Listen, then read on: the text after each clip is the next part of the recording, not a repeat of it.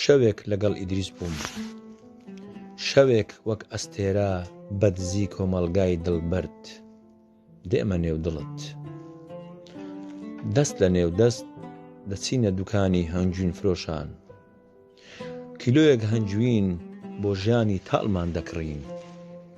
دەچینە مزگەوتەکان نزای لێخۆشبوون دەکەین، ئەوە نە بە درۆ وتمان باشین. دەچینە لای شاحێرێک ئەوینی دڵخنکاومان بکات بە شعر و ڕۆمان.